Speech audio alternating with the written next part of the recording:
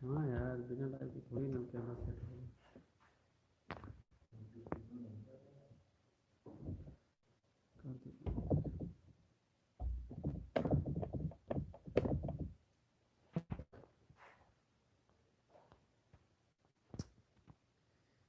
इसमें मॉडल एक होना चाहिए घुमाने वाला यार, छोटा बड़ा। देखो सुबह भाई सही है यार, देखो जरा अपने मोबाइल में।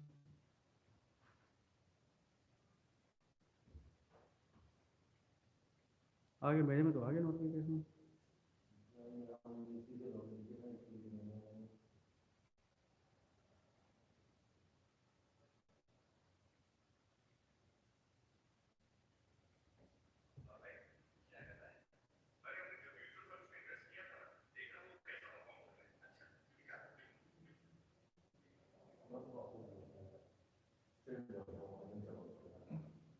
लाइन टू लाइन दो, यहाँ उंगली रखो, उंगली उंगली रखो। नहीं यार, अब आया यार यहाँ से, है ना? नहीं सही तो है, वो प्लेट में आ रही है ना। नहीं नहीं, आगे नहीं पीछे का होता था।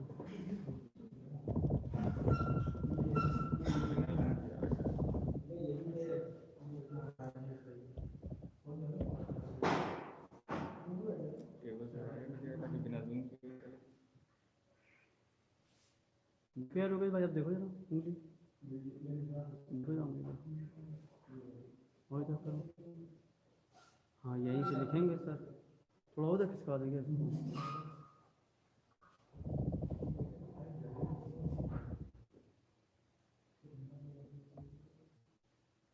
ठीक,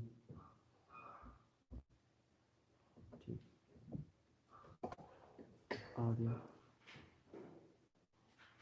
बिना लाइव करे भैया ना, बनकर भैया बिना लाइव किए।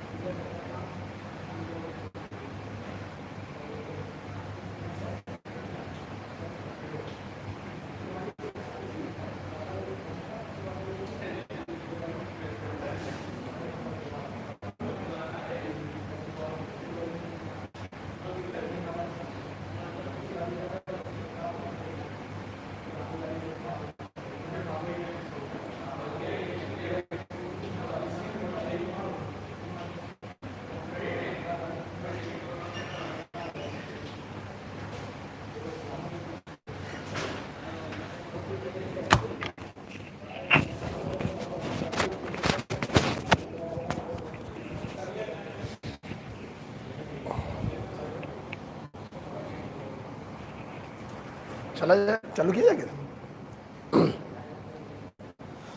हाँ, तो बेटा कहाँ तक हो गया था? क्यों बेटा? मेरे ख्याल से HNO3 हो गया था, HNO3 हो गया था, है ना? और HNO3 की वो ट्रिक आपको याद हो गई? अभी कोई भी पूछा जाए कर लेंगे अपन लोग, तो एक बार ट्रिक बताओ, क्या थी ट्रिक? जान फिर सीने पर कुल्हाड़ी आज मारेगी, बेड नंबर 12। कंसंट्रेट में तो कोई प्रॉब्लम ही नहीं, हमेशा क्या बनेगा? NO2। वेरी डाइल्यूट में कोई प्रॉब्लम नहीं, ऊपर के दो रिएक्शन करेंगे, अमोनियम नाइट्रेट बनेगा। प्रॉब्लम होता है डाइल्यूट में, तो बेड नंबर 12। ऊपर के दो बनाएंगे +1 वाले N2O, नीचे के 4 बनाएंगे +2 वाले NO, और तीसरे नंबर वाला बनाएगा NH4NO3 -3 वाला बनाएगा। तीसरे नंबर वाला बनाएगा 3 नंबर वाला NH4NO3। कौन सी मेटल HNO3 की किसी भी कंसंट्रेशन पे डिसॉल्व नहीं होती? नोबल मेटल, प्लैटिनम और गोल्ड। अपन लेते हैं अम्लराज, अक्वा रेजिया। ध्यान रखना, एसिडों में एसिड अक्वा रेजिया, सबका बाप है ये। 3 part HCl, 1 part HNO3 and it is the source of nascent chlorine. Platinum और गोल्ड को उसके कॉम्प्लेक्स के रूप में डिसॉल्व करता है। बहुत इंपॉर्टेंट पॉइंट है ये, ठीक है? अच्छी बात बताओ बेटा, HNO3 में एक बात मुझे याद आ रही है, बड़ी इंपॉर्टेंट है। सामने देखो, वो कौन से एलिमेंट थे जो कंसंट्रेटेड HNO3 में अपने एक एसिड में बदल जाते थे? ट्रिक क्या बताई थी? Fifth group, nitrogen, phosphorus, arsenic, antimony, bismuth. Bismuth को तोड़ दिया, बोरॉन और आयोडीन। नाइट्रोजन को घुमा दिया, सल्फर। कार्बन तो सर्वव्यापी है ही, मतलब कार्बन हो गया, sulphur, phosphorus, arsenic, antimony, boron, iodine. ये 7 एलिमेंट थे जो कंसंट्रेटेड HNO3 के साथ अपने एक एसिड में बदल जाते थे। ये भी हो गया था। अब आज का जो टॉपिक है बहुत ही छोटा है। आज अपन लोग, अच्छा एक बात और बताओ, रिवाइज करते थे, बताओ फटाफट बताओ। हम लोग चर्चा करेंगे 5वें ग्रुप की ऑक्सीडेशन स्टेट की। Just minute. चौथे ग्रुप तक अपन ने सिर्फ पॉजिटिव स्टेट पढ़ा, बस वो चौथे ग्रुप में कार्बाइड में नेगेटिव हो गया था बस। 5वें ग्रुप से लेके 7वें ग्रुप तक पॉजिटिव नेगेटिव दोनों इक्वली डोमिनेटिंग होती हैं, तो they all are highly electronegative element. अब 5वें ग्रुप के ऑक्सीडेशन नंबर मैंने 3 बातें बताई थी। ऐसे क्या करो कि सर ने 3 बातें बताई थी। पहली बात आते हैं पॉजिटिव में, +5 +3। +5 का स्टेबिलिटी घटेगा, +3 का स्टेबिलिटी बढ़ेगा। Reason is inert pair effect. Bismuth में +3 इज मोर स्टेबल देन +5। यही रीजन था कि BiF5 बनता है लेकिन अनस्टेबल होता है। दूसरा पॉइंट, नेगेटिव स्टेट -3, ऊपर से नीचे जाने पर मेटेलिक नेचर बढ़ेगा, और मेटल जो है वो नेगेटिव शो नहीं कर सकते, इसलिए ऊपर से नीचे जाने पर -3 का स्टेबिलिटी घटेगा।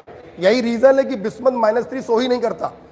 2 पॉइंट हो गए। तीसरा पॉइंट था नाइट्रोजन और फास्फोरस, -3 से लेके +5 तक सारे शो कर।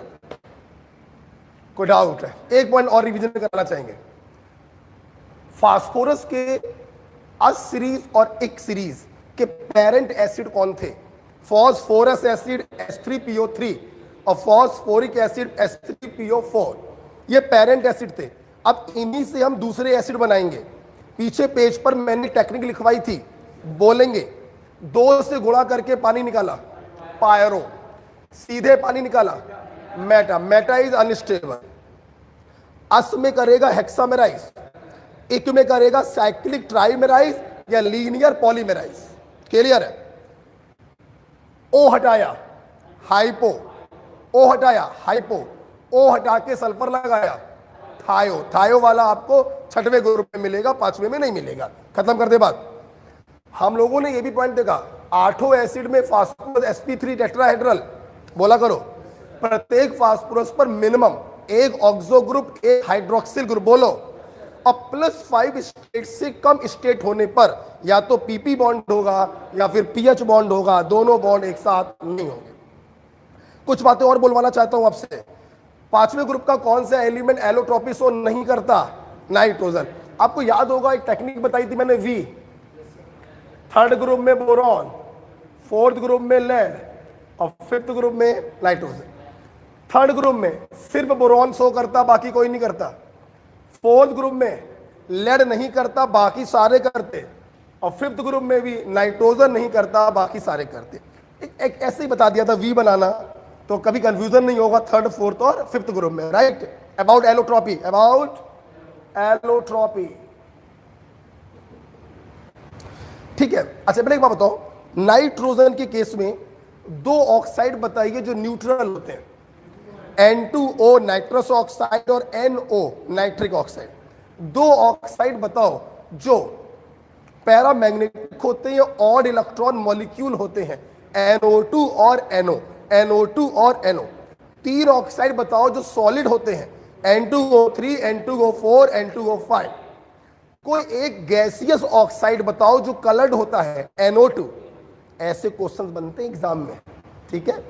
नाइट्रोजन के जितने भी ऑक्साइड होते हैं, आप ध्यान दीजिए, सिर्फ N2O5 ऐसा एग्जांपल है जिसमें NN बॉन्ड नहीं होता, बाकी सभी में देखिए NN बॉन्ड था। ऑफ कोर्स NO में भी नहीं होगा, जब N है ही नहीं तो कहां से हो जाएगा। बाकी जिनके पास दो नाइट्रोजन होते हैं सभी के पास NN बॉन्ड होता है, एक्सेप्ट N2O5। It clear? सब हो गया था ऑलमोस्ट, ओके। क्या साबु याद है आपको? साबु, साबु याद है ये ट्रिक आपको? चल भाई बोल। अरे एक मिनट बस। हाँ साबु में आ जाओ, बताओ। मोस्ट स्टेबल N2O3, ऑप्शन में अगर NO हुआ तो NO, क्लियर है। Most acidic N2O5, most basic Bi2O3, most unstable Bi2O5, clear हो गया। फास्फोरस के ऑक्सी एसिड डायमर या monomer? Dimer. Phosphorus, arsenic, antimony, इनके ऑक्सी सॉरी इनके ऑक्साइड हमेशा डायमर के फॉर्म में होते हैं, that is P4O6, P4O8, P4O10। एक का स्ट्रक्चर पढ़ लो, बाकी सबके अपने आप बनते चले जाते हैं। आपने इसका स्ट्रक्चर तो पढ़ा ही होगा, P4 का ट्राइसाइक्लिक होता है, O लगाते चले जाओ तो इनके स्ट्रक्चर बन जाते हैं। Is it clear? ये भी नॉर्मल एनहाइड्राइड है, ये भी नॉर्मल एनहाइड्राइड है, लेकिन ये बोलो मिक्स्ड एनहाइड्राइड होता है। क्लियर है बेटा सबको? अच्छा बेटा एक बात बताओ, नाइट्रोजन को बनाने के तीन तरीके बताए थे मैंने, ammonium nitrite, ammonium dichromate, barium azide या सोडियम एजाइड। गर्म करेंगे nitrogen, right. Ammonium nitrite is the laboratory method, ammonium dichromate pure nitrogen, volcano reaction due to formation of green solid Cr2O3। Barium azide, sodium azide pure, ultra pure nitrogen आपको प्राप्त होगा, और metal जो है वो अलग हो जाएगा, राइट। बड़े बात बताइए, नाइट्रोजन डायटोमिक गैस होती है, हाईली स्टेबल होती है after carbon monoxide due to presence of triple bond. Bond energy बहुत ज्यादा, इसीलिए 78% by volume in our atmosphere. Ammonia की स्मेल कैसी होती है? Pungent smelling gas. बोलो कैसी होती है? पंजेंट स्मेलिंग गैस होती है। वो कौन सा हाइड्राइड है नाइट्रोजन का जो एसिडिक होता है? Hydrazoic acid. बेटा बोलो हाइड्राजोइक एसिड, बोले तो N3 है हाइड्राजोइक एसिड, निकनेम हो गया। केमिकल नेम की बात करें तो hydrogen azide, hydrogen azide. The only hydride of nitrogen which is acidic is hydrazoic acid. Okay ठीक है, सब हो गया। अच्छा बेटे बात बताओ, कितने परसेंट HNO3 को लैबोरेटरी ग्रेड नाइट्रिक एसिड कहते हैं? बोलो 68% वेट बाई वेट। एनसीईआरटी का पॉइंट है, कभी भी क्वेश्चन आ सकता है, ठीक है। आज बेटा हम लोग को बहुत जरा सा पढ़ना है,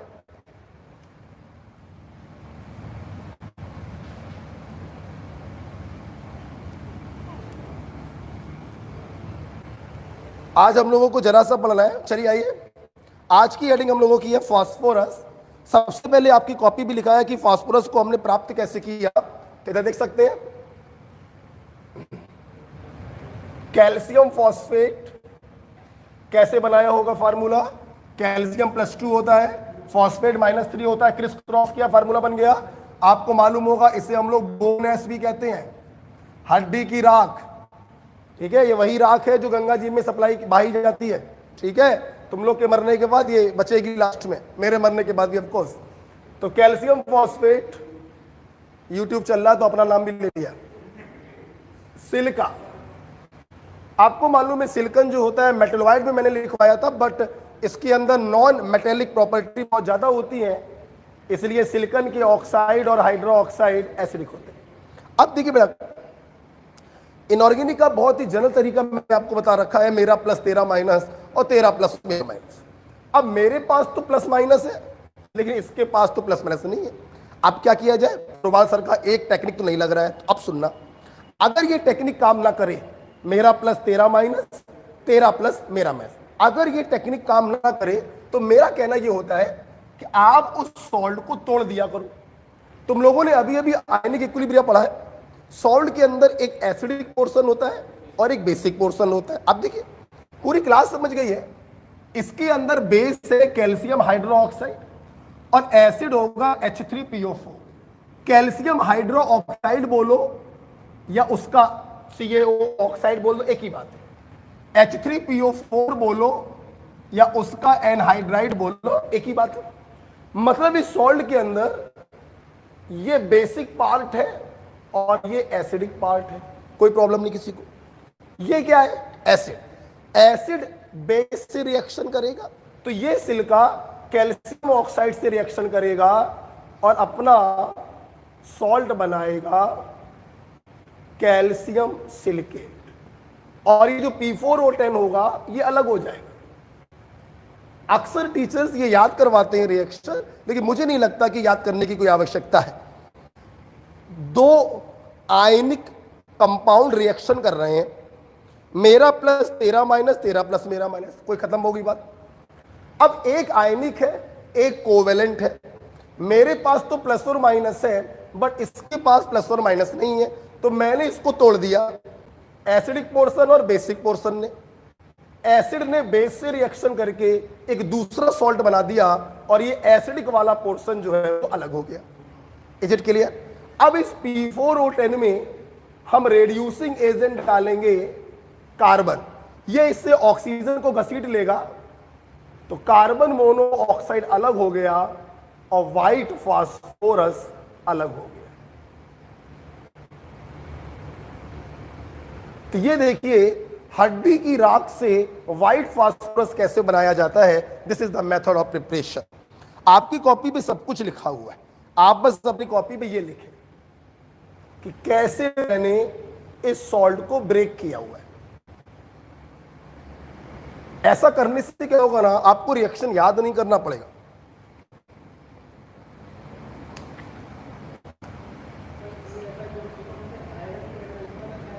हाँ बोलो बोलो, मैं क्यों बताऊं, मैं क्यों बताऊं। What is calcium silicate? Iron की मेटलर्जी में पढ़ा, बहुत अच्छी बात। थॉमस स्लैग क्या होता है बेटा? ये थॉमस स्लैग होता है, साथ में कैल्शियम फॉस्फेट भी होगा, लेकिन अगर दोनों ऑप्शन है, बोथ है तो बोथ लगाएंगे, और बोथ ना दिया हो तो आप इसको टिक करेंगे थॉमस स्लैग में। अगर तुमने बात छेड़ी है और बताओ, कुछ और भी बताया इसके बारे में। अब तुमने बात छेड़ दी है थॉमस स्लैग बोलकर कि 5वें आयरन की मेटलर्जी में आपने इसका नाम बताया था, तो कुछ और भी बताया है मैंने सेकेंड ग्रुप में। इसी को कहते हैं हम लोग fly ash, substituent of cement.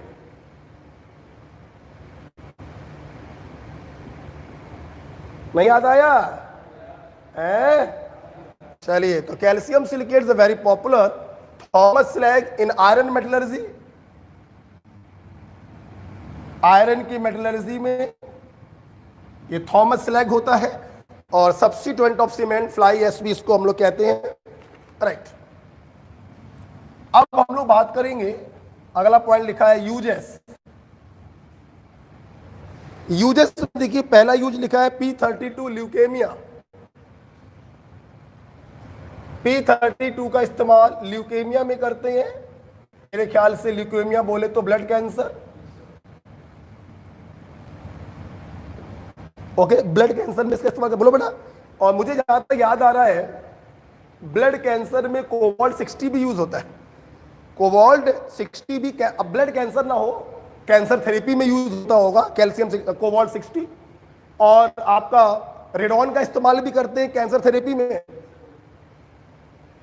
ठीक है, तो 3 आपके सामने हो गया, P32 हो गया, कोबाल्ट 60 हो गया और रेडॉन हो गया। ये कैंसर थेरेपी में इस्तेमाल किए जाते हैं, राइट। दूसरा पॉइंट तुम्हारी कॉपी पे क्या लिखा है? मेरी पुरानी कॉपी है, स्मोक स्क्रीन लिखा है। स्मोक स्क्रीन, धुएं की बनी स्क्रीन। स्मोक मतलब धुआं, धुएं का बना स्क्रीन। जरूरी नहीं है आर पार मेरे को नहीं देखना है, एक पर्दा डाल दिया नहीं दिखाई पड़ेगा, पर्दा हो गया कपड़े का। स्मोक स्क्रीन धुएं की स्क्रीन होती है, इतना डेंस धुआं होता है ना कि आपको आर पार दिखाई नहीं पड़ता है। और वेरी पॉपुलर एग्जांपल इसका देखिए, जब कोहरा पड़ता है तो कोहरा क्या है, वो भी एक प्रकार वही मान लो कि आर पार दिखाई पड़ता है, नहीं दिखाई पड़ता, तो वही ऐसी है। क्या होता है स्मोक स्क्रीन? देखिए कैल्शियम फॉस्फाइड, राइट। आपने इसमें पानी डाला, मैं नहीं बताऊंगा, मैंने कई बार बोला, हाइड्रोलिसिस वाला लेक्चर, वीडियो लेक्चर देख लीजिए, यूट्यूब पे पड़ा हुआ है। प्लस वाला को पकड़ा जाता है हमेशा, प्लस वाला अगर मेटल है तो अपने हाइड्रो ऑक्साइड में बदल जाएगा, और माइनस वाले को H+ दे दो तो फॉस्फीन गैस। कोई प्रॉब्लम किसी को नहीं? अपना फॉस्फीन गैस जो होती है बेटा, ये नॉन इन्फ्लेमेबल होती है, जलती नहीं है। लेकिन क्या है, फॉस्फीन जब भी बेटा बनाई जाती है ना, it is always associated with impurity of phosphazine, N2H4 hydrazine, P2H4 phosphazine. जब भी बेटा फॉस्फीन बनती है, थोड़ा सा इम्प्योरिटी के फॉर्म में फॉस्फाजीन भी बनता है, और फॉस्फाजीन बेटा हाईली इन्फ्लेमेबल, हाईली बेटा इन्फ्लेमेबल होता है बेटा, और ये जलने लगता है, और जलने पर P4O10 का गाढ़ा धुआं बनता है, और यही P4O10 जो होता है स्मोक स्क्रीन का तरह काम करता है। ठीक है, तो आप अपनी कॉपी पर ऐसे लिख लीजिएगा, ठीक है। स्मोक स्क्रीन P4O10, ध्यान रखिएगा, स्टार लगा लीजिएगा, यही बनाता है स्मोक स्क्रीन। अच्छा बेटा एक बात बताओ सब लोग, अगर स्मोक स्क्रीन पूछा जाए, ऑप्शन में ये ना दिया जाए तो ये लगा दीजिए, ठीक है। पहले प्रायोरिटी इसको देंगे, गाढ़ा धुआं इसी का होता है, और जब वो ऑप्शन में ना हो तो इसको टिक कर दीजिए, ठीक है। तीसरा एग्जांपल क्या लिखा है कॉपी पर? Match industry, okay.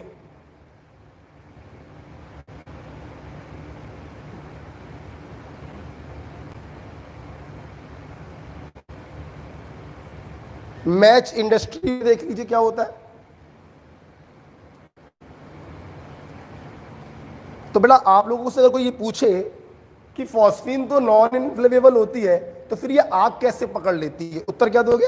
Phosphine is always associated with impurity phosphazine which is highly inflammable. ये आग पकड़ लेती है, P4O10 का गाढ़ा धुआं बनता है, यही स्मोक स्क्रीन बनाता है। ओके बेटा आ जाओ, आगे बढ़े हम लोग, आगे बढ़े बेटा। अब सुनो बेटा, मैच इंडस्ट्री, माचिस में कितने पार्ट होते हैं? 2, एक तीली और एक डब्बी, जिसे साइड में रगड़ के यहाँ पे जो रजनीकांत टकले जला लेता है ना, वही। तो खैर कभी कोशिश मत करना किसी से टकले से जलाने की, मतलब जूते बहुत पड़ते हैं फिर, ठीक है। देखिए, तो एक तो हो गया स्टिक, मैच स्टिक। मैच की स्पेलिंग MATCH, मैच स्टिक की स्पेलिंग बोलो, सही लिखा है, तुम लोग होशियार हो गए बेटा सर। एक तो मैच स्टिक हो गया, और एक साइड ऑफ बॉक्स, जो बॉक्स के साइड में रगड़ते हैं जहां पे, उसे हम लोग कहते हैं स्ट्राइक एनीवेयर, कहीं पर भी रगड़ो। आप लोगों ना बचपन में हम लोग क्या करते हैं, बचपन में मैंने तो बहुत किया है, बिल्कुल लास्ट पॉइंट से रगड़ के चलाने की प्रयास करते हैं कि जलेगी कि नहीं जलेगी, देखा ना कभी? तो स्ट्राइक एनीवेयर, ये नाम दिया गया, स्ट्राइक एनीवेयर, ठीक है। अब देखो बेटा, देखो मैं कैसे याद करवाता हूं वो समझो, आप पहले कैसे याद करवाता हूं पहले वो समझो। देखो एक तुम लोगों ने अभी जस्ट 5 मिनट बाद आप पढ़ोगे फास्फोरस के allotropes, white phosphorus, red phosphorus, black phosphorus. इसमें से जो व्हाइट फास्फोरस होता है बेटा, ये पॉइजनस होता है। क्या होता है बेटा? पॉइजनस होता है। अब कैसे याद करवाएं इस चीज को? सुनना, तुमने देखा होगा अक्सर लोग कहते हैं कि माचिस की तीली से कान मत खुजलाया करो, ठीक है? क्यों कहते हैं? उसके दो रीजन होते हैं। एक तो ज्यादा अंदर घुस गया तो पर्दे में छेद हो सकता है, और दूसरा माचिस के टिप पर जो मसाला लगा होता है वो पॉइजनस होता है। क्या होता है बेटा? पॉइजन। अब पॉइजनस क्या है? White phosphorus. तो हम ऐसे याद करेंगे कि मैच इंडस्ट्री में व्हाइट फास्फोरस का इस्तेमाल नहीं होता है, क्योंकि वो क्या होता है? पॉइजनस।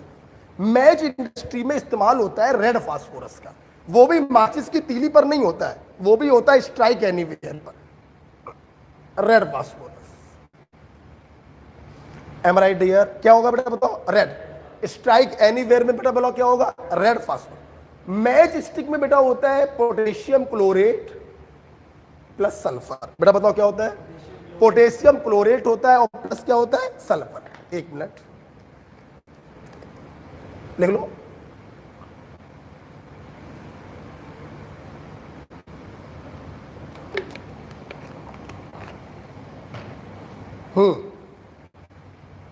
एक बार बेटा ये देखो, ये देखिए मैच स्टिक के मेन कंपोनेंट ये है, स्ट्राइक एनीवेयर के ये। अब सुनना, होने को देखो और भी बहुत सारी चीजें होती हैं, जैसे स्ट्राइक एनीवेयर में बारीक पिसा हुआ गिलास भी होता है।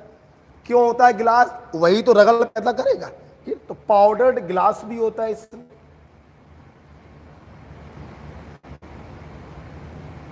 और बेटा चिपकाने के लिए ग्लू भी होगा, ठीक है? तो ये सारी चीजें होती हैं। यहां पर भी होता है बेटा स्टार्च होता है, चिपकाने के लिए ग्लू भी होता है। तो देखिए बेटा मेरी बात पहले ध्यान सुन लो, डिफरेंस सिर्फ इसका है बस। आप ये समझो, मैच स्टिक में ये है और स्ट्राइक एनीवेयर में ये, बस। बाकी चीजें कॉमन है। आप पाउडर्ड गिलास यहां पर भी लिख सकते हो, कोई प्रॉब्लम नहीं। डिफरेंस मेन जो होता है वो इसका होता है बस, ठीक है? तो माचिस की तीली में क्या होगा? पोटेशियम क्लोरेट और सल्फर, और स्ट्राइक एनीवेयर में क्या होगा? रेड। मेन पॉइंट ये है, बाकी चीजें कॉमन कर सकते हो। पाउडर्ड ग्लास यहां लिख दो, यहां लिख दो, कोई दिक्कत नहीं। ग्लू यहां लिख दो, यहां लिख दो, कोई दिक्कत नहीं, ठीक है? आगे बढ़ते हैं। अगला पॉइंट क्या लिखा है? होल में सिग्नल। तो बताओ, सोच बताओ मैंने कैसे याद कराया? कौन सा फास्फोरस होगा, व्हाइट या रेड? रेड, क्योंकि व्हाइट फास्फोरस होता है पॉइजनस। अब रेड होगा, माचिस की तीली में होगा या डब्बी के साइड में होगा? बस खत्म करो बात, ठीक है? अब हम लोग को देखना है होल में सिग्नल। सिग्नल होल में सिग्नल क्या है? पहले इसका यूज देख लेते हैं, क्या इसका यूज है फिर बताते हैं। जैसे मान लो भाई ये एक है, बताओ ये क्या है? समुद्र है। क्या है बेटा? ये समुद्र। और समुद्र में आपने देखा है जगह जगह पर ऐसे करके पहाड़ी टाइप की बनी रहती है ना? नहीं, टापू टाइप के बने होते हैं। अब देखना बेटा, पानी भरा हुआ है, ये टापू है। अब यहां पर एक जहाज है और एक जहाज यहां पर है, मान लो, ठीक है? अब जाहिर सी बात है इस टापू के उस तरफ जहाज है या नहीं है। अब इसके पास जो है कोई दिव्य दृष्टि तो है नहीं, आंखें बंद किया और सब दिखाई पड़ गया, मगर इस टापू के कारण इसको ये दिखाई नहीं पड़ रहा है। तो ये लोग क्या करते हैं, अपने दूसरे शिप को सिग्नल देने के लिए होल में सिग्नल का इस्तेमाल करते हैं। होल में सिग्नल में कई सारे केमिकल पड़े होते हैं, जो उसको उठाते हैं और समुद्र में फेंक देते हैं। समुद्र के पानी से वो रिएक्शन करता है और इस प्रकार चमक उठती है, और इस चमक को देख के उस तरफ वाला जहाज समझ जाता है कि टापू के इस तरफ भी कोई जहाज, ठीक है? इसका मतलब इसको उससे मिलना चाहिए। मिलने का मतलब ये भी नहीं है कि टापू में छेद करेगा, छेद तो कर लेगा, ऐसे घूमते हुए जाएगा, मुलाकात कर लेगा। अब क्यों मुलाकात कर रहा है, उसकी हेडेक है, क्या चाहिए उसको वो तो मुझे नहीं मालूम, ठीक है? तो ये होल में सिग्नल का यूज होता है, पानी के जहाज एक दूसरे को अपनी लोकेशन बताने के लिए इसका इस्तेमाल करते हैं। अब ये है क्या, कौन कौन से केमिकल होते हैं? देखिए जरा, ये एक डब्बा है बेटा, इस डब्बे के अंदर ध्यान दो एक पार्टीशन होता है, आधे पार्ट में भरा होता है कैल्शियम कार्बाइड और आधे पार्ट में भरा होता है कैल्शियम फॉस्फाइड। तो आप ये कह सकते हो कि होल signal is the mixture of calcium carbide and calcium phosphide. ठीक, अब हमें सिग्नल देना है, तो क्या करते हैं जहाज में, थोड़ा छेद कर दिया इसमें और थोड़ा छेद कर दिया इसमें, डब्बे को उठा के पानी में फेंक दिया। जब छेद कर दिया तो इसके अंदर पानी प्रवेश करेगा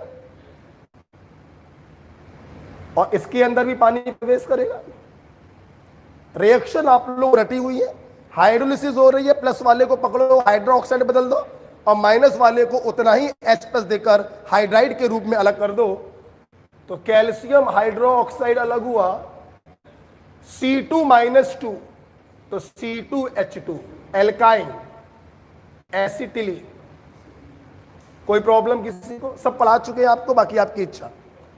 कैल्शियम कन्वर्ट हो गया कैल्शियम हाइड्रो ऑक्साइड में और P-3 फॉस्फीन के रूप में। बेटा बोला करो, phosphine is always associated with highly inflammable phosphazine. Phosphazine आग पकड़ लेती है, अभी आपको मैंने बताया था, और उस आग में एसिटिलीन चमकने लगती है। याद करिए 4th ग्रुप में जब मैं आपको पढ़ा रहा था कोल गैस, चांदनी चौक वाले सब पागल, कोल गैस में मैंने आपको पढ़ाया था कि इसमें जो चमक आती है, जो रोशनी होती है, वो अनसैचुरेटेड हाइड्रोकार्बन की होती है। तो ये अनसैचुरेटेड हाइड्रोकार्बन है C∧C, इसके कारण चमक होती है, ये आग पकड़ेगा और यही चमक देख के सामने वाला समझ जाता है कि उस पार भी कोई शिप खड़ा हुआ है। तो दिस इज एक्चुअली होल में सिग्नल। आपकी कॉपी बना हुआ है, सब बने हुए हैं ना मेरे ख्याल से, कुछ लिखना भी नहीं है। लिखा भी है आपकी कॉपी में, इसके नीचे इल्यूमिनेटिंग होता है, बोलो लिखा है, और मेरे ख्याल से ये भी लिखा हुआ है हाईली इन्फ्लेमेबल। तो ये आग पकड़ेगा और उस आग में एसिटिलीन चमकने लगती है और सामने वाले को पता चल जाता है। ठीक है बेटा, चलो भाई, ये यूजेस हो गए। अब आपकी कॉपी में क्या लिखा है, फॉस्फीन। अमोनिया पढ़ ही चुके थे तुम लोग, अब फॉस्फीन में आ जाओ। फॉस्फीन फिश लाइक स्मेल होती है, मछली की तरीके।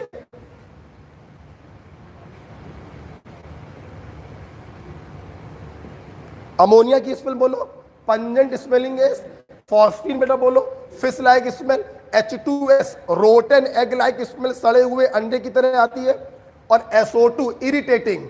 याद है फॉस्फीन कैसे बनाया गया भाई? पहला पॉइंट देखिए, ये पॉइंट बेटा आपकी एनसीईआरटी में भी लिखा है, मैंने आपको अलग से नहीं बताया था क्योंकि मैंने सोचा था जब मैं ये पढ़ाऊंगा तब बताऊंगा आपको। ठीक है, अब समय आ गया है एनसीईआरटी के उस पॉइंट को बताने का। क्या देखिए बेटा, यहां पर ऑक्सीडेशन नंबर है +1।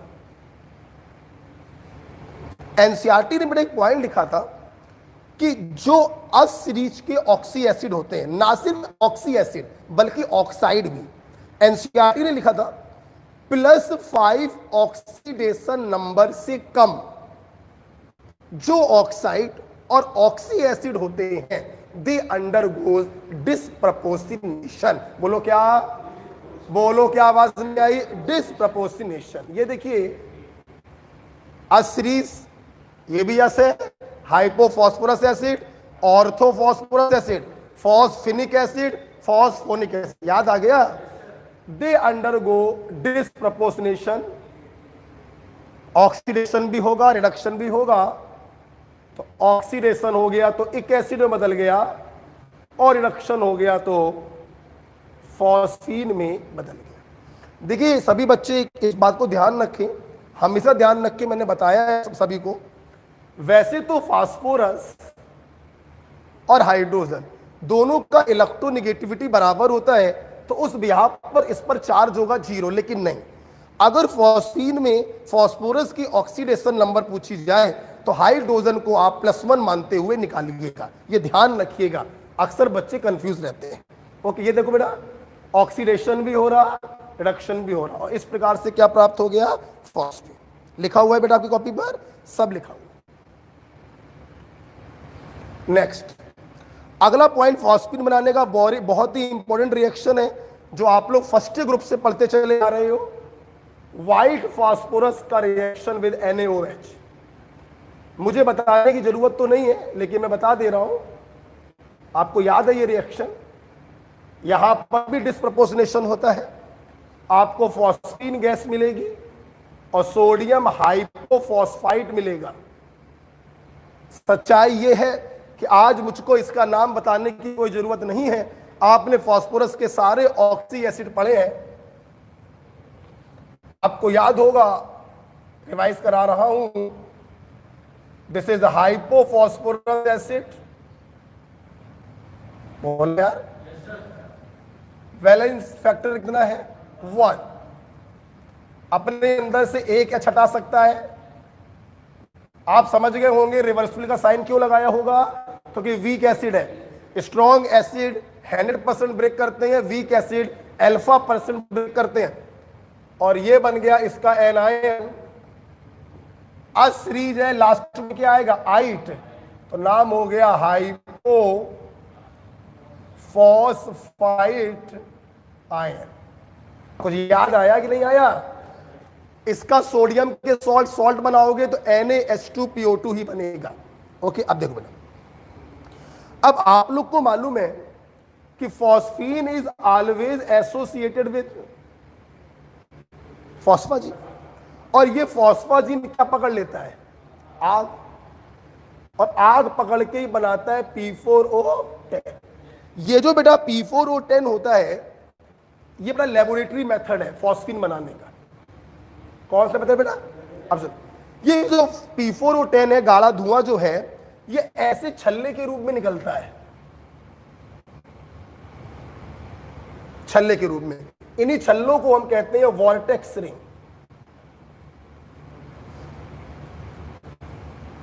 ओके, जो P4O10 जो गैसियस होता है, धुआं होता है, इसे बेटा हम लोग कहते हैं वॉर्टेक्स रिंग, छल्ले के रूप में निकलता है वॉर्टेक्स रिंग।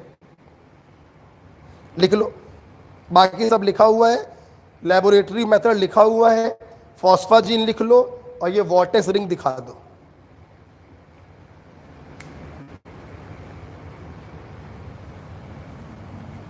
कुछ लोग मेटाफॉस्फोरिक एसिड का वॉर्टेक्स रिंग बनाने लगते हैं, HPO3।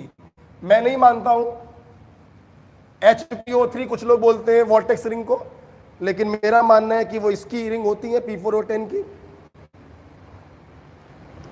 आगे बढ़े बेटा, एक बहुत ही प्यारा पॉइंट एनसीईआरटी का देखिए लिखा हुआ है, पढ़िए।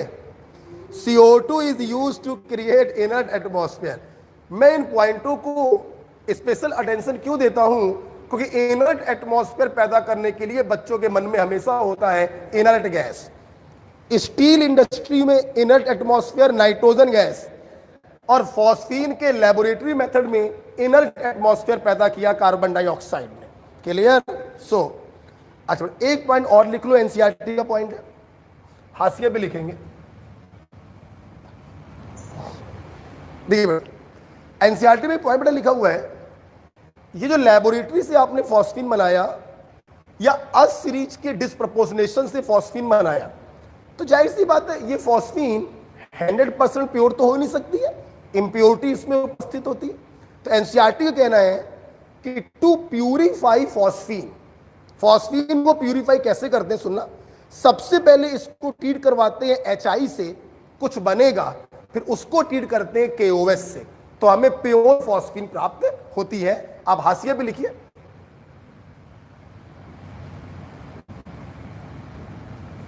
To purify phosphine it is absorbed, it is absorbed in HI, then treated with KOH.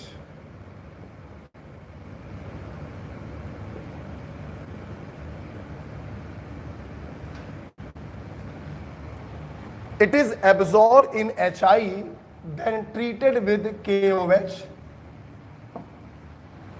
Okay, कुछ भी याद नहीं करना डियर, कुछ है ही नहीं जो याद करोगे। जरा देखो ना, फॉस्फीन को HI में एब्जॉर्ब कराए। लिसन टू मी, अगर यहां पे अमोनिया लिखा होता ना तो एक बच्चा ना पूछता, फॉस्फीन लिखने पर भी नहीं पूछना चाहिए। Ammonia is the base due to presence of lone pair, phosphine is also a base, although इसका बेसिक नेचर ऑलमोस्ट जीरो ही होता है। मैंने पिछली क्लास में समझाया था आपको, क्योंकि ये लोन पेयर s ऑर्बिटल में होगा, समझाया था। बेस प्लस एसिड बराबर सॉल्ट। अमोनियम आयोडाइड बनता अगर अमोनिया लेते, तो फॉस्फोनियम आयोडाइड बन गया अगर फॉस्फीन लिया।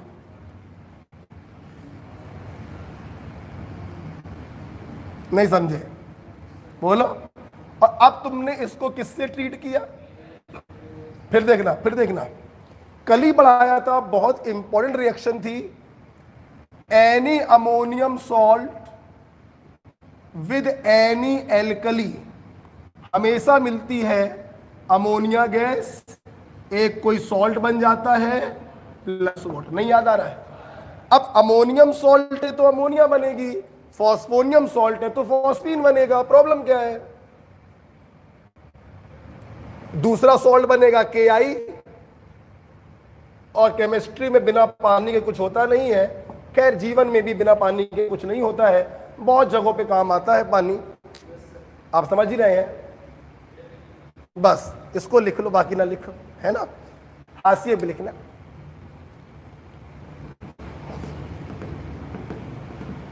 बिना पानी के सुबह नहीं होती है ना? अमेरिका होता तो बिना पानी की सुबह हो जाती, यहां इंडिया में नहीं हो पाता, है ना? चलो लिख लिया। तो ये हाशिए पे लिखिएगा कि to purify phosphine we first absorbed it by using HI and then treated with KOH alkali. अगला पेज, प्रॉपर्टी कुछ नहीं है। जो भी एक दो प्रॉपर्टी लिखी भी है वो एक्चुअली NCERT में लिखी है, इसलिए मैंने बताई आपको। अच्छा एक बात बताओ, तुम लोग को एक काम देना है, सब तो मैंने पढ़ा दिया, पूरी नॉलेज खत्म हो गई। 6th ग्रुप और 7th ग्रुप मैं आपको काम दे रहा हूं HW NCERT से 3-3 पेज के नोट्स बनाने हैं। ये तुम्हारा काम है, सुन लो भैया, ठीक है? मैंने सब खत्म कर दिया। 6th ग्रुप और 7th ग्रुप के 3-3 पेज। कितने पेज? 3 पेज में बस 1, 2 और 3, बस इतने में NCERT से नोट्स बनाने हैं। और जो बना लेगा वो मुझको भेजेगा। अभी मैं देखूं जरा कि कुछ तुम लोग पढ़ भी पाते हो कि नहीं पढ़ पाते, क्या कुछ लिख पा रहे हो NCERT से पढ़कर? क्या मैं देख सकता हूं? बनाओगे 6th ग्रुप और 7th? बाकी तो सब हो ही रहा है। अभी ईथर तक के ऑर्गेनिक के वीडियो पढ़ चुके हैं।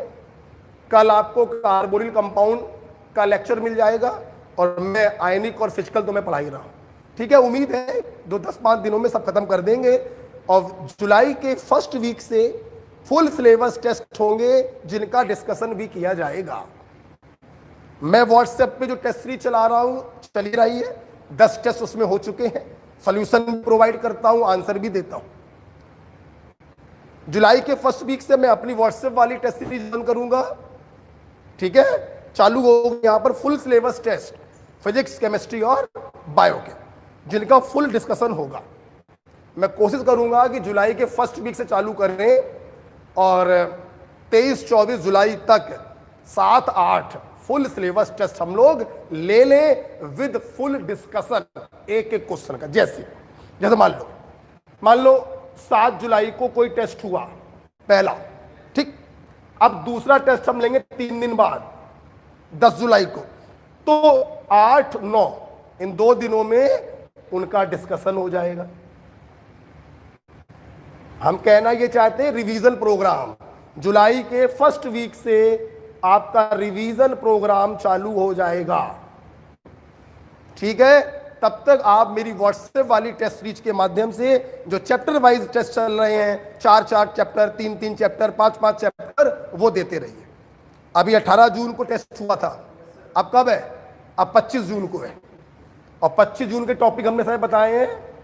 सॉलिड स्टेट है 25 जून को, 6th ग्रुप है, कार्बोनिल कंपाउंड, एसिड और एमी, ये सब हो जाएगा। समझ रहे हैं? सिर्फ ये आपको करना है बस, 6th और 7th ग्रुप, बाकी सब हम करवाएंगे। ठीक है, तो बस चलते रहिए, पढ़ाई करते रहिए, और जितना अच्छे से अच्छा होगा इस कोरोना काल में वो किया जाएगा। ठीक है, बाकी आपके मन में क्या चल रहा है हमको लेकर या ओमेगा को लेकर, डजंट मैटर, क्योंकि सबके मन भैया अपना अपना है, सब अपना अपना सोचते हैं।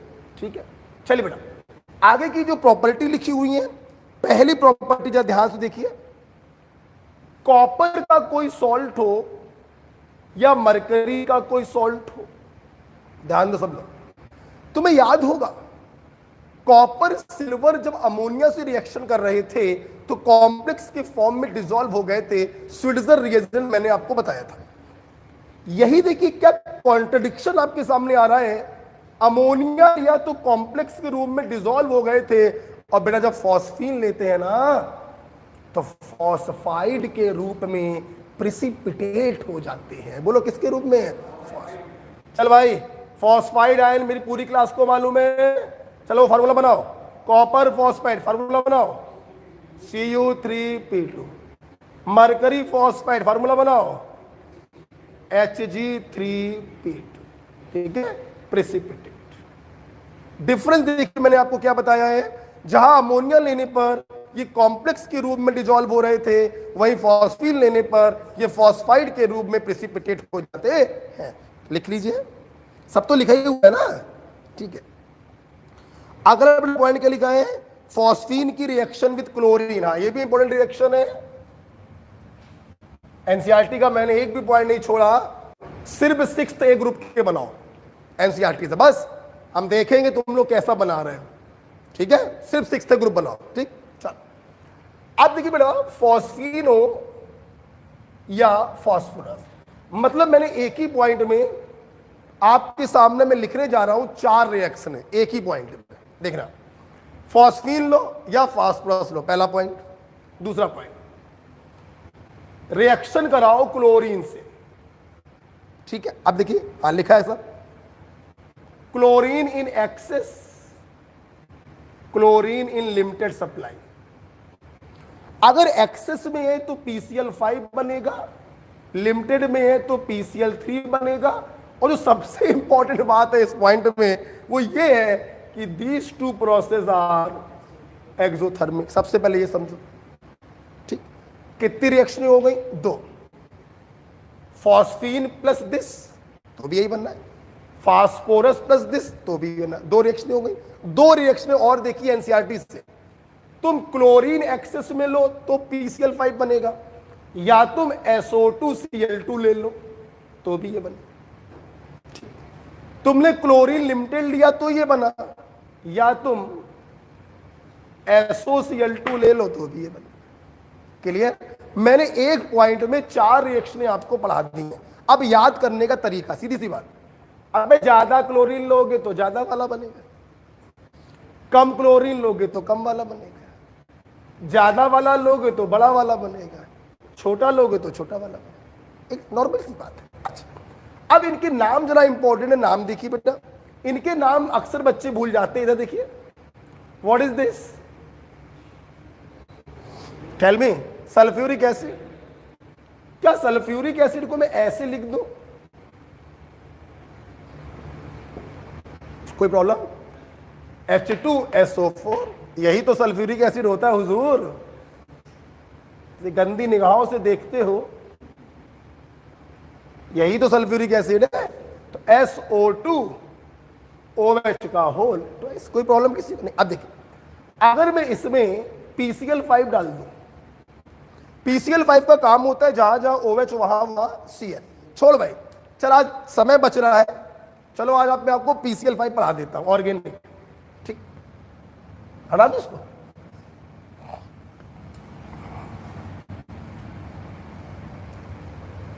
तो PCl5 ऑर्गेनिक का पार्ट है। आ जाओ जरा, आओ तुम्हें PCl5 पढ़ाए। चलो छोड़ो तो थोड़ी देर बता दें। देखो, यूजुअली हम लोग PCl5 को ऐसे समझते हैं, जहां जहां OH वहां वहां Cl। अच्छी बात है, ये आपके दिमाग में होना चाहिए। अगर इसको और अच्छे से समझें तो ध्यान रखो बेटा, होता क्या है, ये PCl5 क्या करता है, कार्बन ऑक्सीजन बॉन्ड को काटता है। PCl5 क्या करता है, कार्बन ऑक्सीजन बॉन्ड को काटेगा और हर एक बॉन्ड के लिए कार्बन को एक क्लोरीन देगा। मोटा मोटा क्या पढ़ते हैं, जहां जहां OH वहां वहां Cl, ये मोटा मोटा हो जाता है, अंदर घुसते हैं। PCl5 कार्बन ऑक्सीजन बॉन्ड को काटता है और प्रत्येक बॉन्ड के लिए ये एक क्लोरीन Cl, एक क्लोरीन कार्बन को प्रोवाइड करता है। दो बॉन्ड काटेगा, दो क्लोरीन कार्बन को प्रोवाइड करेगा। राइट, इधर देखिए जैसे, चल भाई आ जाओ, पूरी ऑर्गेनिक केमिस्ट्री खत्म। एल्कोहल ले लिया, अभी तो मालूम है जहां जहां OH वहां वहां Cl, कोई प्रॉब्लम नहीं। फिर भी कार्बन ऑक्सीजन एक बॉन्ड को काटा, कार्बन को एक क्लोरीन देगा। क्लियर हो गया, बढ़ते चलिए। ईथर, कार्बन ऑक्सीजन एक बॉन्ड को काटा, एक Cl, कार्बन ऑक्सीजन एक बॉन्ड को काटा, एक Cl। Is it clear? You will get 2 mole of alkyl chloride. Is there any problem? Say, मैंने ले लिया कार्बोनिल कंपाउंड, एल्डिहाइड और कीटोन, कितने बॉन्ड काटे? बोलो ना, दो। तो कितने क्लोरीन देगा? दो। दो मत बोला करो, 2 बोला करो, हम कंफ्यूज हो जाते हैं। आपको मिल गया gem dihalide. Is it clear? ध्यान से देखेंगे सब लोग। मैंने बोला एसिड, अब यहां पर एक पॉइंट बताना है बस। एसिड दिया, तरीका फिर वही है, कार्बन ऑक्सीजन बॉन्ड को काटा, एक क्लोरीन दिया। अब ये ध्यान सुनिए बेटा, जब ये बॉन्ड कटता है ना तो कार्बन को एक क्लोरीन मिल गया, मतलब इसकी जो क्षुधा थी, जो भूख थी क्लोरीन को लेके, वो शांत हो चुकी है। इसलिए चाहे याद कर लो चाहे समझ लो कि PCl5 कार्बन ऑक्सीजन बॉन्ड को काटता है और हर बॉन्ड के लिए एक क्लोरीन कार्बन को प्रोवाइड करता है, परंतु ये PCl5 एसिड और उसके डेरिवेटिव के कार्बोनिल लिंकेज को ब्रेक नहीं करता। चाहे आप ऐसे याद कर लीजिए, PCl5 एसिड और उसके डेरिवेटिव के कार्बोनिल लिंकेज को ब्रेक नहीं करता। याद कर लो। समझना चाहो तो ऐसे समझ सकते हो कि इसको ब्रेक करने का मतलब है इसको 2 क्लोरीन मिलेंगी, एक क्लोरीन पहले ही मिल चुका है, सैचुरेट हो चुका है, अब इसको क्लोरीन की इच्छा नहीं। Is it clear? So you will get acid chloride. Is there any doubt? समझ में अगर आ गया, चल भाई आगे बढ़ते हैं। आप लिखिए मत। What is this? This is anhydride. पूरी केमिस्ट्री खत्म कर दी मैंने आपकी PCl5 को लेकर, ठीक है। तो कार्बन ऑक्सीजन बॉन्ड को काटिए, एक बॉन्ड कटा, एक Cl, ये लिंकेज ब्रेक नहीं हो सकती। कार्बन ऑक्सीजन बॉन्ड काटिए, एक Cl, so you will gate 2 mole of acid chloride. Is it clear? Last.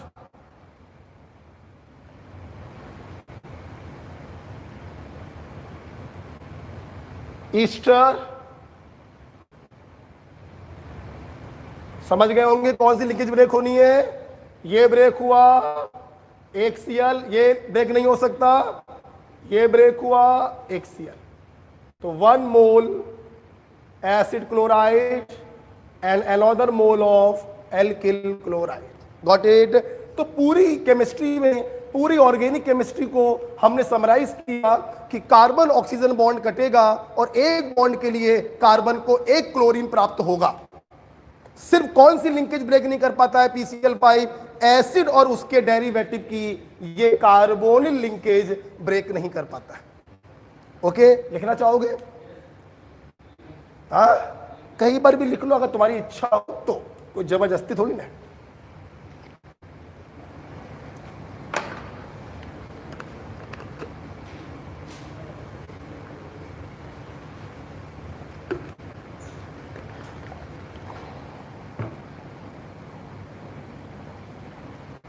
ये ऐसा करो, क्या लिख रहे हो, यूट्यूब पे देख लेना, यूट्यूब पे देख लेना, और पॉज करके लिखने का मन हो तो लिख लेना। अभी तो यूट्यूब पे आ ही जाएगा ना वीडियो, ठीक है। चलो हटाओ इसको, पीसीएल 5 हटाते हैं, इधर आइए बेटा। अब उम्मीद करते हैं आप समझ गए पीसीएल 5 ने क्या किया होगा। जहां जहां OH आया होगा वहां वहां पर Cl आ गया होगा। सोच के बताओ, ये लिंकेज ब्रेक होगी? नहीं, बिल्कुल एसिड और उसके डेरिवेटिव का कार्बोनिल लिंकेज ब्रेक बस नहीं कर पाएगा। ओके, अब देखिए, तो सल्फ्यूरिक एसिड से ये बना है, तो उसी के नाम पे इसका नाम पड़ा है। सल्फ्यूरिक एसिड से बन गया सल्फ्यूरिल क्लोराइड। ये बताना चाहता था मैं आपको। सुनो बेटा, SO2Cl2 इज सल्फ्यूरिल क्लोराइड, क्योंकि ये बनता है सल्फ्यूरिक एसिड से, तो इसका नाम रब कर दिया हमने। अरे यार, कोई बात नहीं, कोई बात नहीं, कोई बात नहीं, आपको हाथ में लिख रहे हो ना बेटा, तो इसका नाम हो जाता है थायोनिल क्लोराइड।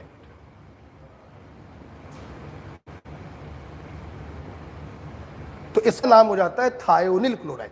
मैं जब भी बेटा इन दोनों को समझाता हूं, जब भी मैं इनके नाम बताता हूं, मेरी आदत है मैं ऐसे बताता हूं, कभी नहीं भूलोगे, मर जाओगे तो आत्मा के साथ ये नाम ऊपर जाएगा।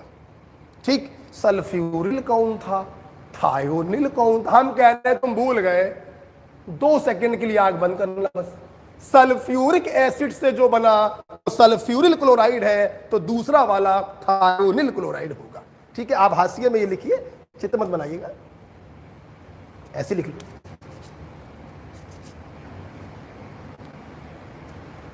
PCl 5 के बारे में बता दिया, यहां पे जो भी ऑर्गेनिक केमिस्ट्री में जहां जहां यूज होता है।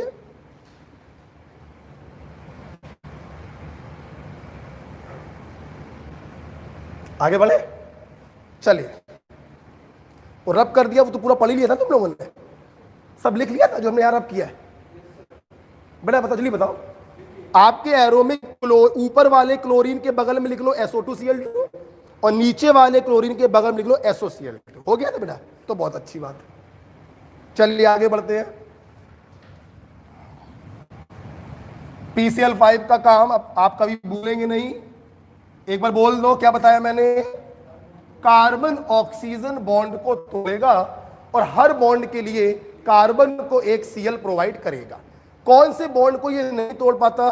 एसिड और उसके डेरिवेटिव के कार्बोनिल लिंकेज को ब्रेक नहीं कर पाता। क्यों नहीं कर पाता? एक Cl मिल चुका है मेरे भाई, 2 तोड़ोगे 2 Cl और आ जाएंगे। 3 बल्कि क्लोरीन छोटे से कार्बन के चारों तरफ, बेचारा परेशान हो जाए। मैं ये तो नहीं कह रहा कि अनस्टेबल होगा, क्योंकि अगर अनस्टेबल होता तो क्लोरोफॉर्म का फॉर्मेशन ना होता। अनस्टेबल तो नहीं होगा, लेकिन परेशान हो जाएगा। ठीक है, हो गया मेरा सब कुछ। अब लास्ट पॉइंट आपकी कॉपी पे लिखा है, एलोट्रॉप्स ऑफ फास्फोरस। आपको मालूम है नाइट्रोजन को छोड़ दीजिए, बाकी सारे एलोट्रॉपी शो करते हैं। एलोट्रॉप क्या होते हैं मैंने आपको पढ़ा रखा है 3rd ग्रुप से। देखिए एलोट्रॉप्स क्या होते हैं? Physically different but chemically same. ये कौन सा हमने डांस कर दिया इसे इसे करके? वो डांस नहीं किया है, हमने आपको ऐसे समझाया होगा कि हम सब आपस में क्या है? एलोट्रॉप है, मोटा मोटा। क्यों? आप देखिए, हम दोनों लोगों की सूरतों में डिफरेंस है। मैं गोरा हूं, तुम साले कोयला काले हो। ठीक है, चल उल्टा कर देते हैं, तुम लोग स्मार्ट हो, हम स्मार्ट नहीं है, अंतर है। बट अंदर से देखे तो हम लोग सब सेम है। वही ब्लड है, वही बोन्स है, वही हार्ट है, वही और भी सब कुछ वही है। ठीक है ना? मनोज भी सोच रहा है हाँ ये तो बात सही है। तो हम सब आपस में क्या हो गए? एलोट्रॉप। अब आप जीवन में नहीं भूलेंगे, हम सब एलोट्रॉप हैं। हम लोग की सूरत अलग अलग, सूरत मतलब फिजिकल प्रॉपर्टी अलग अलग, अंदर से हम लोग सेम, केमिकल प्रॉपर्टी सेम, उन्हें कहते हैं एलोट्रॉप। आइए, फास्फोरस के 3 एलोट्रॉप लिखे हुए हैं, व्हाइट फास्फोरस, रेड फास्फोरस और बोलो ब्लैक फास्फोरस। ठीक है बेटा, ये देखिए। मनोज बेटा क्यों बैठे हो यहां पर? बेटा मनोज ले आओ, तुम लोग को देख के लगता वरना ऐसी कोई बात नहीं थी। खैर ले आओ, आओ बेटा, सब लिखा हुआ है तो कॉपी से पढ़ ले। पहला point, white phosphorus is most reactive form, hence least stable form. बिल्कुल सही है, व्हाइट फास्फोरस जो होता है बेटा ये मोस्ट रिएक्टिव फास्फोरस होता है, इसलिए ये लीस्ट स्टेबल फास्फोरस होता है। Next point, it Burns in air because it's ignition temperature is very low. इधर देखिए हुजूर, जब हाईली रिएक्टिव है मतलब रिएक्शन बहुत झेल के करेगा। यस, इतना ज्यादा रिएक्टिव होता है ना बेटा कि इसे खुला छोड़ने पर ये वातावरण में उपस्थित ऑक्सीजन से रिएक्शन करके जलने लगता है in the form of P4O10। Highly reactive होने के कारण इसको ओपन एयर में नहीं रख सकते वरना इसमें आग लग जाती है। यही कारण बेटा कि white phosphorus kept under water, इसको पानी में डुबा के रखा जाता है क्योंकि पानी में डूबा रहेगा तो एयर के कांटेक्ट में नहीं आएगा, जलेगा भी नहीं। तो it Burns in air because it is highly reactive, because it's ignition temperature is very low, so white phosphorus is kept under water. इस प्रॉपर्टी को कहते हैं फॉस्फोरेसेंस, लिखा हुआ है। तो कौन सा फास्फोरस फॉस्फोरेसेंस होता है? White phosphorus. Next point, poisonous form, भैया हाईली रिएक्टिव है तो ज्यादा रिएक्टिव करेगा, परेशानी क्रिएट करेगा, पॉइजनस होता है। और पॉइजनस होने के कारण एक डिसीज हो जाती है इंसानों में जिसे कहते हैं फौजी जा डिसीज। बेटा बोलो क्या कहते हैं इसको? फौजी जा डिसीज। पॉइजनस होता है। जो मजदूर व्हाइट फास्फोरस के वातावरण में काम करते हैं उनके जबड़ों में प्रॉब्लम होने लगती है क्योंकि ये पॉइजनस होता है, फौजी जा disease. Next point, the only form of phosphorus, बहुत इंपॉर्टेंट पॉइंट बेटा, भयानक इंपॉर्टेंट पॉइंट, कौन सा फास्फोरस एल्कली से रिएक्शन करता है? व्हाइट फास्फोरस एल्कली से रिएक्शन करता है। अभी आधे घंटे पहले बताया था, डिसप्रपोर्शनेशन हो जाएगा और फॉस्फीन गैस बनती है। Is it clear? नेक्स्ट बड़ा point, it exist as discrete tetra atomic unit. आइए सुनिए मेरी बात, देखिए फोर्थ ग्रुप से पढ़ा रहा हूं, छोड़ो बे, केमिकल बॉन्डिंग जन्मों पुरानी बात, 6-7-8 महीने हो गए हैं, तुम लोगों के लिए जन्म बदल चुका है, तब भूल ही गए होगे। खैर, जन्मों पुरानी बात हो गई है। डिस्क्रीट का मतलब होता है इंडिविजुअली, जैसे CO2 CO2 CO2 CO2, इनका आपस में कोई लिंक नहीं। बहुत ज्यादा लिंक तो यह है कि wonder wall force of attraction. इसी प्रकार से देखिए, ये जो व्हाइट फास्फोरस होता है ना बेटा, एक व्हाइट फास्फोरस को दूसरे व्हाइट फास्फोरस से कोई लेना देना नहीं होता। ठीक, बहुत ज्यादा तो CO2 के तरीके इनके बीच में लगेंगे, wonder wall force of attraction. हमारे बच्चे जानते हैं, नाइट्रोजन कंपाउंड के पहले दिन ही बता दिया था, सिर्फ नाइट्रोजन डाइएटॉमिक होती है, बाकी सारे पॉलीएटॉमिक होते हैं, सॉरी टेट्रा एटॉमिक होते हैं। देखो 1 2 3 4 फास्फोरस, ठीक है। ये एंगल मैंने कितना बताया था? 60 डिग्री। तो व्हाइट फास्फोरस जो होता है डिस्क्रीट, डिस्क्रीट का मतलब अकेला, एक P4, दूसरा P4, तीसरा P4, चौथा P4, पांचवा P4, डिस्क्रीट फॉर्म में पाए जाते हैं। चूंकि ये डिस्क्रीट फॉर्म में पाए जाते हैं, इनके बीच में दुनिया का सबसे कमजोर फोर्स लग रहा है। यही कारण है कि इनके मेल्टिंग पॉइंट और बॉइलिंग पॉइंट बहुत कम होते हैं। क्या होते हैं बेटा बताओ? बहुत। कोई प्रॉब्लम किसी को? व्हाइट फास्फोरस समझ में आया? एक समझ में आ गया, दूसरे में कुछ है ही नहीं। देखना, more reactive, comparatively less reactive, least stable, comparatively more stable. जलने लगता है क्योंकि हाईली रिएक्टिव होता है, जब रिएक्टिविटी कम हो गई तो जलेगा भी नहीं। मतलब फॉस्फोरेसेंस कौन है? White phosphorus. नेक्स्ट, पॉइजनस होता है क्योंकि हाईली रिएक्टिव था, अनवांटेड रिएक्शन शो करता है, पॉइजनस होता है। जब ये रिएक्शन ही नहीं करेगा तो पॉइजनस भी नहीं होगा।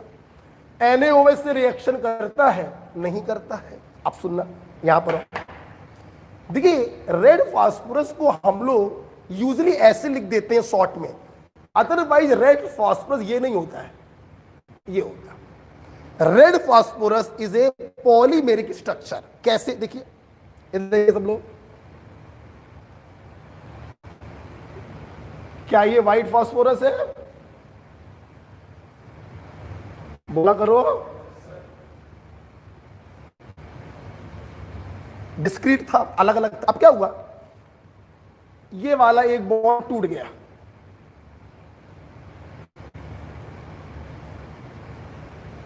जब ये बॉन्ड टूटा तो एक हाथ ये खाली हुआ, एक हाथ ये खाली हुआ, एक हाथ ये खाली हुआ, एक हाथ ये खाली हुआ, एक हाथ ये खाली हुआ, एक हाथ ये खाली हुआ। दोनों ने क्या कहा? हम साथ साथ हैं, बस आगे नहीं बोलेंगे और जुड़ते चले गए। तो इस प्रकार से देखिए जो ये पॉलीमेरिक स्ट्रक्चर बना, this is the red phosphorus. चूंकि ये पॉलीमेरिक है तो जाहिर सी बात है इसके मेल्टिंग पॉइंट और बॉइलिंग पॉइंट बहुत हाई हो। बाबड़ा क्लियर हो गया? चलिए आओ सामने देखो, सामने देखो, चलो बोलो। Most reactive form phosphorescence, kept in water, react with NaOH, undergo disproportionation, very low melting and boiling point, discrete form, van der Waals, polymeric form। ठीक है, अब मेरी बात ध्यान सुनना। अब बात करते हैं इनकी सॉल्युबिलिटी की। ध्यान सुनना, कैसे समझाया है ये पॉइंट मैंने केमिकल बॉन्डिंग में भी बता रखा है। सुनना, इसको छोड़ दो, पहले केमिकल बॉन्डिंग का पॉइंट पढ़ते हैं। Like dissolve like, ionic compound पानी में डिसॉल्व, कोवेलेंट कंपाउंड पानी में डिसॉल्व नहीं, वाटर इन सॉल्वेंट। तो किसमें solvent? Non polar solvent, like benzene, like carbon disulphide CH2, like kerosene oil. सहमत है? फिर एक पॉइंट मैंने केमिकल बॉन्डिंग में लिखवाया होगा कि जो पॉलीमेरिक कंपाउंड होते हैं वो किसी में भी डिसॉल्व नहीं होते।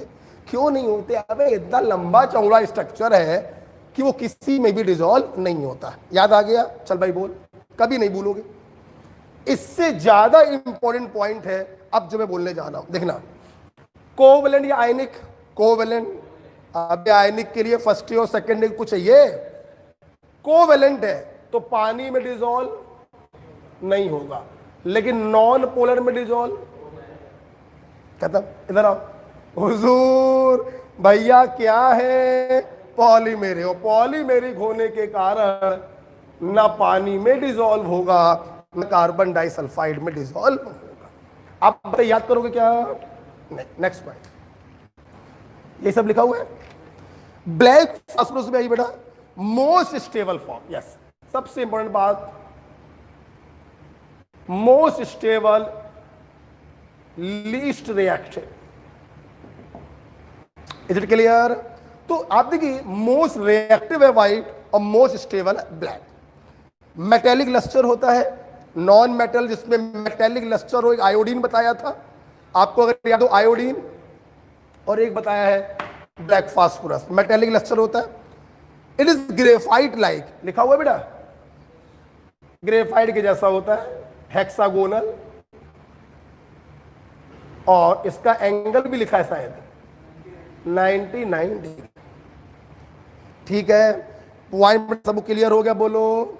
आप देखेंगे आपकी कॉपी में एक डब्बे के अंदर पॉइंट लिखा है, allotropes are always interconvertible, लिखा हुआ है। एक प्यारा पॉइंट है, ध्यान रखिएगा। व्हाइट को रेड में बदल सकते हो, रेड को ब्लैक में बदल सकते हो। तो एलोट्रॉप्स जो होते हैं वो इंटर कन्वर्टेबल होते हैं। एक पॉइंट मैंने सिर्फ कॉपी भी लिखा है कि white phosphorus heated in inert atmosphere converted to red phosphorus. Heated in inert atmosphere converted to red phosphorus. इस चीज को आप लोग ध्यान रखिएगा।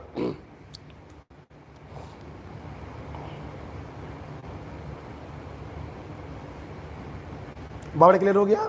तो white phosphorus heated in inert atmosphere converted to red phosphorus. Okay, तो इस प्रकार से आपका एलोट्रॉप ऑफ फास्फोरस क्या हुआ, खत्म हुआ। बताओ जल्दी जल्दी बोलो बेटा, फास्फोरेसेंस कौन है, व्हाइट। हाईली रिएक्टिव बोलो, NaOH से रिएक्शन बोलो, पानी में इनसॉल्वेबल लेकिन नॉन पोलर में सॉल्वेबल बोलो, पानी के अंदर डिप करके कौन रखा जाएगा, मोस्ट स्टेबल बोलो, मोस्ट स्टेबल बोलो, मेटेलिक लस्टर बोलो, ग्रेफाइट लाइट बोलो। व्हाइट फास्फोरस को रेड फास्फोरस में कैसे बदलोगे, हीटेड इन इनर्ट एटमॉस्फेयर, ठीक है। आल्दो इसको गर्म करने पर भी ये मिलता है, रेड को गर्म करोगे तो ये मिल जाएगा, रेड फास्फोरस, ब्लैक फास्फोरस मिल जाएगा, ठीक है। आइए अब आपकी कॉपी भी लिखे हुए हैं फर्टिलाइजर, लिखे हुए हैं। आज आपने ऑर्गेनिक का क्या पढ़ लिया, PCl5।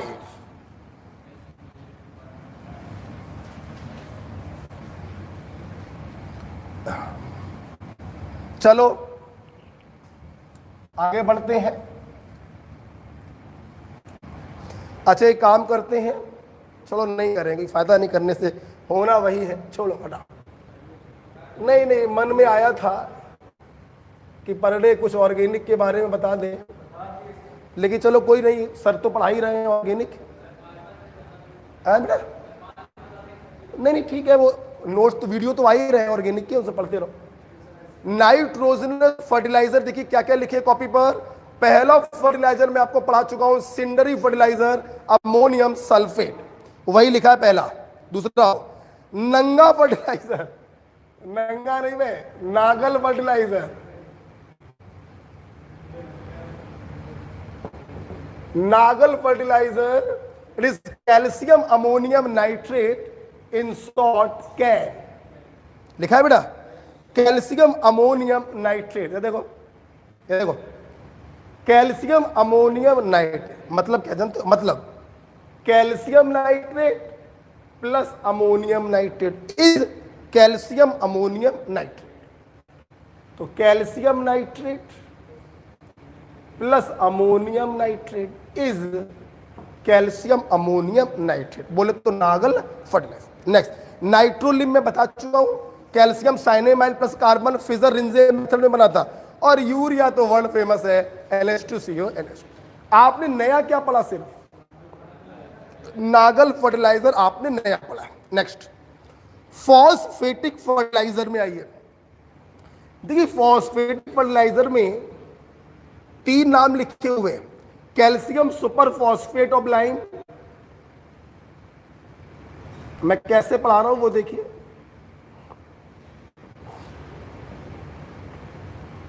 दूसरा लिखा है calcium super phosphate of nitrate,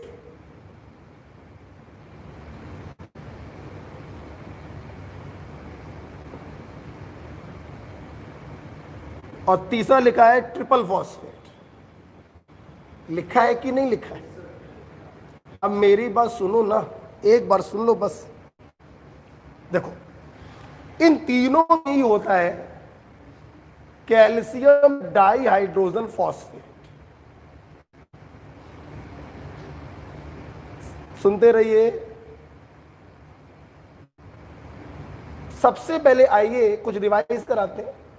आपको याद होगा इसी चैप्टर में आपने पढ़ा phosphoric acid H3PO4, valence factor बोलो 3, अपने अंदर से 3 H हटाएगा, ये बनेगा, ये बनेगा, और ये कुछ याद है आपको, डाइहाइड्रोजन फॉस्फेट 8 आएगा, एक एसिड में 8 आएगा, हाइड्रोजन फॉस्फेट और सिंपल फॉस्फेट। जब मैंने फॉस्फेट का हीटिंग एक्शन पढ़ाया था सेकेंड ग्रुप में, तो वहां पे बताया था एक H हटाने पर जो सॉल्ट बनता है वो प्राइमरी फॉस्फेट कहलाता है, 2 H हटाने पे जो बनता है सेकेंडरी फॉस्फेट, और 3 H हटाने पर जो बनता है टेरशरी फॉस्फेट। आपको विश्वास नहीं होगा लेकिन ये सवाल आपके मेडिकल में आया कि जितने भी फॉस्फेटिक फर्टिलाइजर होते हैं उसमें कैल्शियम सॉल्ट कौन सा होता है, प्राइमरी सेकेंडरी या टेरशरी। 2 H है मतलब एक H हटाया है, मतलब they all are primary phosphate. बेटा बोलो क्या होते हैं, तो जितने भी फॉस्फेटिक फर्टिलाइजर हैं, जहां पर हेडिंग पड़ी है फॉस्फेटिक फर्टिलाइजर, उसके नीचे लिखो, लिखो they all are primary phosphate,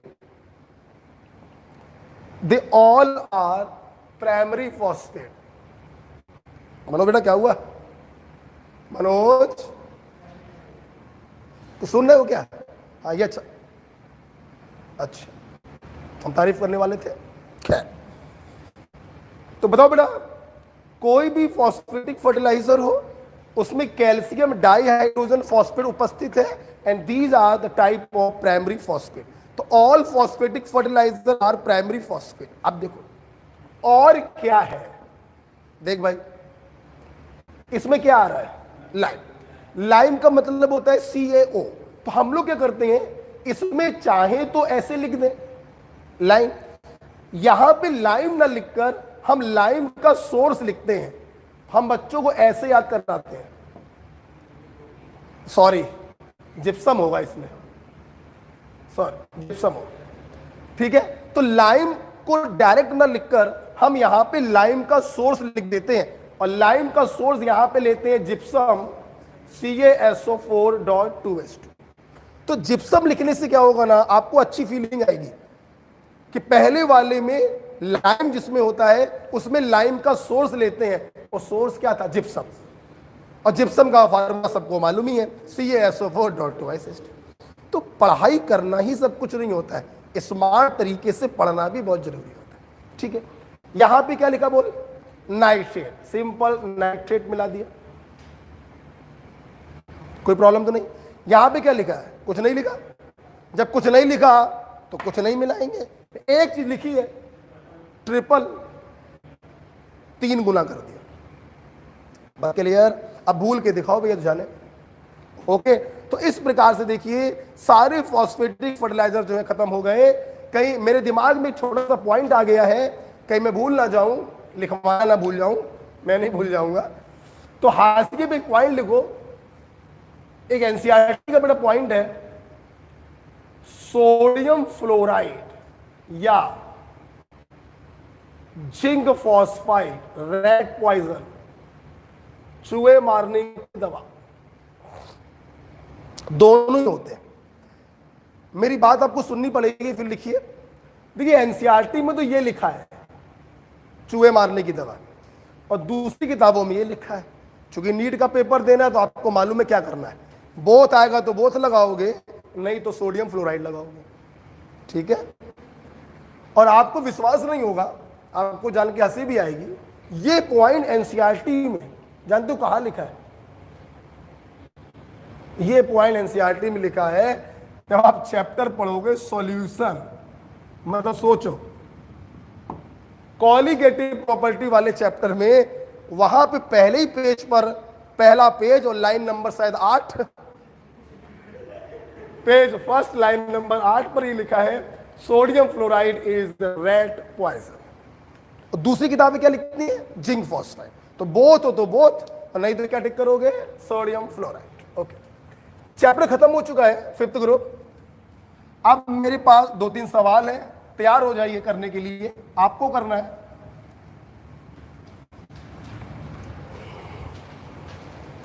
मैंने जो पढ़ाना था मैंने पढ़ा दिया, अब आपको सवाल करना है, आप तैयार हो जाइए। करोगे? है? चलो पहला सवाल, हर सवाल के लिए आपको मिलेंगे 30 सेकेंड। पहला सवाल भाई, NO प्लस NO2 हीट किया, एक कलर्ड कंपाउंड मिला,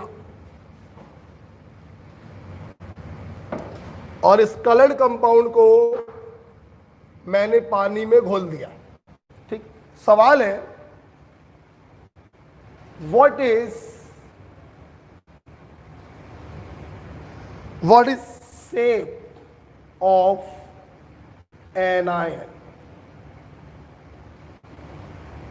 प्रेजेंट इन प्रोडक्ट?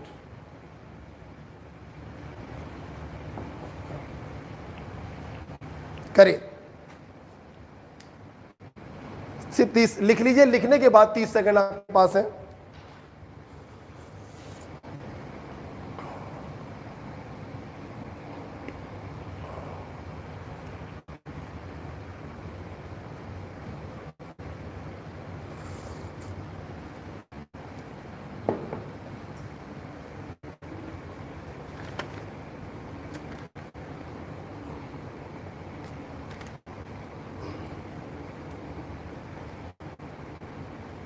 जिसने भी SW कर लिया हो, जो मैंने SW दिया था, NN बॉन्ड लेंथ का ऑर्डर, वो व्हाट्सएप पे चेक करा ले। नहीं हुआ?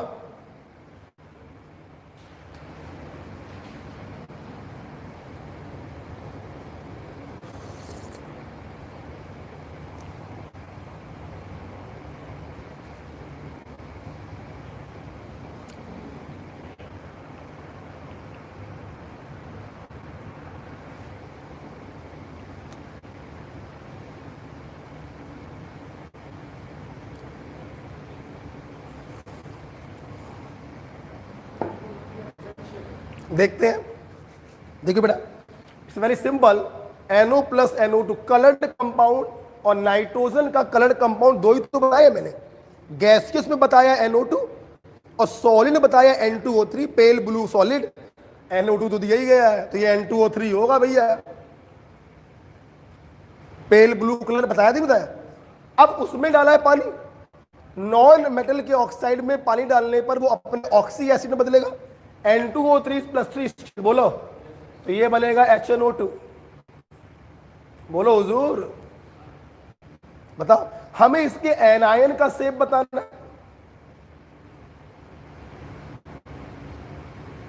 यही तो NO2 हुआ, सबको मालूम है यार।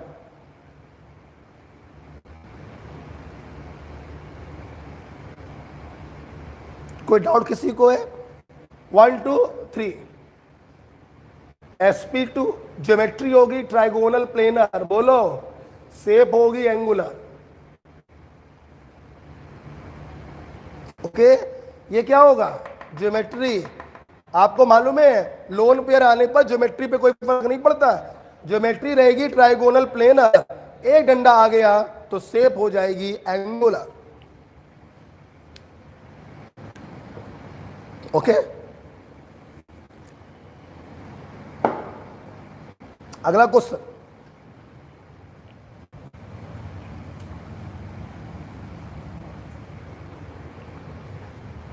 अगला क्वेश्चन करेंगे आप लोग, करिए। कैल्शियम ईमाइड, मैं अपने छात्रों को बताना चाहूंगा, आज तो बता चुका हूं मैं। Amide is NH2-1, ईमाइड is NH-2। कई बार बताया है, फिर बाकी आपकी इच्छा है भाई, है ना, मैं बता चुका। Calcium ईमाइड on hydrolysis produces gas A. Gas A on reaction with bleaching powder produces gas B, and gas B on reaction with magnesium produces a solid C,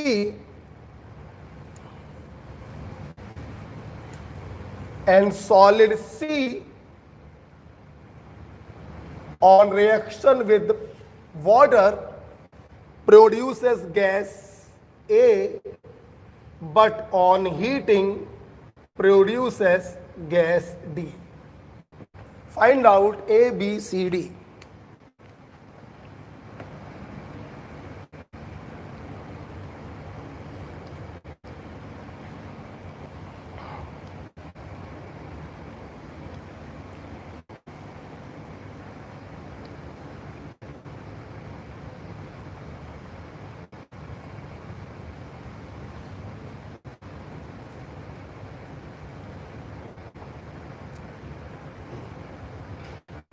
पढ़कर आए होगे तो कर लोगे, वरना दिक्कत है।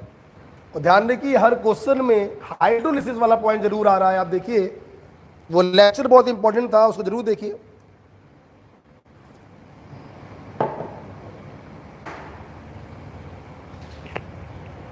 हो गया?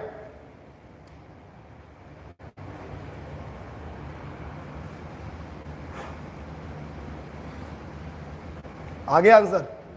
चल चल, अरे मुझे मालूम हो गया है, तुम इतने कॉन्फिडेंस के साथ बैठे हुए हो, उम्मीद है कि आपका सही है। चलो मैं बताता हूं, आ जाओ। सबसे पहले कैल्शियम ईमाइड, जैसा कि मैंने अभी भी बताया, Ca+2 NH-2 कट गया, ये सॉल्ट बन गया कैल्शियम ईमाइड। कोई प्रॉब्लम नहीं किसी को। हाइड्रोलिसिस वेरी इजी, पॉजिटिव वाले को पकड़ो, जिस स्टेट में है उस स्टेट का ऑक्सी एसिड या हाइड्रो ऑक्साइड बना दो। मेटल है तो हाइड्रो ऑक्साइड, और नॉन मेटल हो तो ऑक्सी एसिड। मेटल है तो बनेगा हाइड्रो ऑक्साइड। और -2 इससे एक H+ ले लेगा तो गैस बनेगी अमोनिया। हमें गैस लिखना है तो हमारा आंसर हो गया अमोनिया। ठीक है, साथ में क्या बन जाएगा? इससे हमें मतलब नहीं है, हमें इससे मतलब था। अब देखना, ब्लीचिंग पाउडर पिछली क्लास में बताया, copper oxide, NaOCl, bleaching powder और halogen in presence of water, ये अमोनिया को ऑक्सीडाइज करते हैं नाइट्रोजन गैस में। तो ये कौन सी गैस होगी? नाइट्रोजन। ठीक है, अब मैग्नीशियम विद नाइट्रोजन, ये भी मैंने बताया पिछली क्लास में, सेकेंड ग्रुप की सारी मेटल और फर्स्ट ग्रुप में सिर्फ लिथियम नाइट्रोजन से डायरेक्ट कंबाइन करता है और अपना बनाता है nitride. So this is what? Magnesium nitride. Got it? ये रिएक्शन मैं आपको बता चुका हूं। अगेन हाइड्रोलिसिस है, मैग्नीशियम बदलेगा अपने हाइड्रोक्साइड में और नाइट्राइड 3 H+ देकर बनाएगा अमोनिया। सो गैस ए देखिए फिर से आपको मिल गई और मैग्नीशियम बदल गया अपने हाइड्रोक्साइड में। और मैंने वहीं पर यह भी बताया था कि अगर इसको गर्म कर दें तो वापस से टूट जाएगा, जिससे मिलकर ये बना होगा गैस डी। ये तो वापस से गैस बी बन गई ना, गैस बी।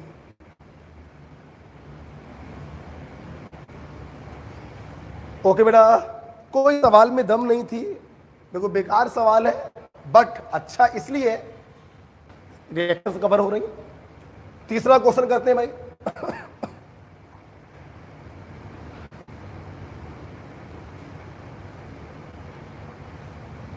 आगे बढ़े, आगे बढ़ा जाए। चलो तीसरा क्वेश्चन,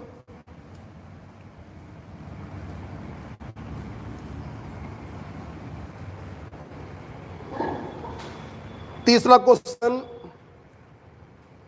लिखेंगे, विच ऑफ फॉलोइंग, आज घर पर जाकर 5th ग्रुप की जो असाइनमेंट मैंने आपको दी है, ऑब्जेक्टिव क्वेश्चन जो दिए हैं व्हाट्सएप पर, पूरे लगा लीजिएगा। ठीक है, और प्रयास करेंगे 6th ग्रुप एनसीईआरटी से पढ़कर 3 पेज का थ्योरी बनाएंगे और मुझे दिखाएंगे। अच्छी बनाई होगी अगर आपने तो 7th ग्रुप भी आपसे बनवाएंगे, और नहीं अच्छी बनवाई होगी तो हम पढ़ाएंगे। ठीक है, विच, अब तो लौंडे कहेंगे बनाएंगे ही नहीं, बाहर में जाओ। Which of following compound does not produce oxy acid of central atom on hydrolysis? मतलब अगेन कौन सा क्वेश्चन दे दिया मैंने? हाइड्रोलिसिस पर क्वेश्चन दिया है। आप लोग ऑप्शन ऊपर नीचे लिखिएगा, दाएं बाएं मत लिखिएगा।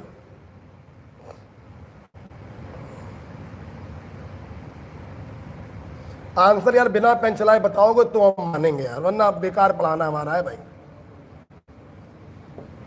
सवाल यह है, सेंटर एटम अपने ऑक्सी एसिड में किसमें नहीं बदल रहा है? ऑक्सी एसिड पॉजिटिव वाले बनाते हैं ना, तो जिस सेंटर एटम का ऑक्सीडेशन नंबर पॉजिटिव होगा वो ऑक्सी एसिड में बदलेगा, और निगेटिव होगा तो ऑक्सी एसिड में नहीं बदलेगा, हाइड्राइड में बदलेगा। खत्म हो गई बात। बताओ यार कौन सा? सेकेंड चेक करें, देखो बोरॉन पॉजिटिव, नॉन मेटल है, अपने ऑक्सी एसिड में बदलेगा बोरिक एसिड, मतलब इसका सेंटर एटम अपना ऑक्सी एसिड बना रहा है बोरिक एसिड। फ्लोराइड में पार्शियल हाइड्रोलिसिस होती है, बोरिक एसिड के साथ साथ फ्लोरोबोरिक एसिड भी आपको प्राप्त होगा। मैं बार बार कह रहा हूं, हाइड्रोलिसिस वाला वीडियो जाकर देखिए। NCl3 की बेटा, ये देखिए, हुजूर नाइट्रोजन इज मोर इलेक्ट्रोनेगेटिव, तो इस पर आएगा माइनस और इस पर आएगा प्लस। भूल गए? तो यहां पर नाइट्रोजन नहीं, क्लोरीन बदलेगा अपने ऑक्सी एसिड में, और ये तो माइनस है, ये अपने हाइड्राइड में बदलेगा। आपको अगर याद आ रहा हो तो आंसर आप समझ गए हैं, सेकंड वाला हो चुका है। तो सारे कर दे रहे हैं। हमें मतलब होता है पॉजिटिव वाले से, पॉजिटिव वाला जिस स्टेट में होता है हम उसी स्टेट का उसका ऑक्सी एसिड बनाते हैं। ये देखिए +4, कोई प्रॉब्लम नहीं। सल्फ्यूरस एसिड में बदलेगा, बोलो यार। और ये देखिए +5, कोई प्रॉब्लम नहीं, फास्फोरिक एसिड में बदलेगा। माइनस वाला H+ को लेकर अपने हाइड्राइड के रूप में अलग हो जाता है। यहां पे मेरे बच्चे जानते हैं HF नहीं बनेगा, क्योंकि बना हुआ HF बोरिक एसिड से रिएक्शन करता है और फ्लोरोबोरिक एसिड बनता है। खैर, हमारा आंसर हो गया बी। ओके, मैं अपने छात्रों से फिर से पूछना चाहूंगा, जितने सराउंडिंग वाल होते हैं उतने ही मोल पानी इस्तेमाल होता है, सबको मालूम है। जल्दी से बता दो, इनमें से वो कौन सा केस है जिसमें कुछ कम पानी इस्तेमाल होंगे? PCl5। होने चाहिए 5 वाटर, लेकिन होते हैं 4 वाटर, क्योंकि पहला वाला वाटर अकेले ही 2 Cl को हटाता है। अगर आपने लेक्चर देखा होगा तो आपको याद होगा, और बहुत ही पॉपुलर क्वेश्चन है ये वाला। 1 मोल PCl5 को हाइड्रोलाइज करने के लिए कितने मोल पानी की जरूरत पड़ता है? 4, क्योंकि पहला वाला वाटर अकेले 2 हेलोजनों को रिमूव कर रहा था। आपको शायद याद आ रहा हो।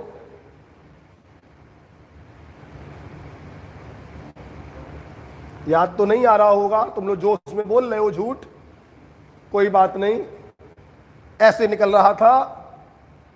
और ये देखिए, पहले वाटर ने अकेले 2 Cl को हटाया था, फिर 3 Cl बचे, कोई प्रॉब्लम नहीं। 3 वाटर का इस्तेमाल हम लोगों ने किया था और फास्फोरिक एसिड बना था। तो बनाने का तरीका तो आपको मालूम ही है, डायरेक्ट बना सकते हैं। जिस स्टेट में ये हो उसी स्टेट का ऑक्सी एसिड बना दीजिए। 4 मोल पानी क्यों लगना चाहिए था 5 मोल? तो उसकी मैकेनिज्म मैंने आपको वहां पढ़ा रखी थी। ओके डियर, लास्ट सवाल दे दे।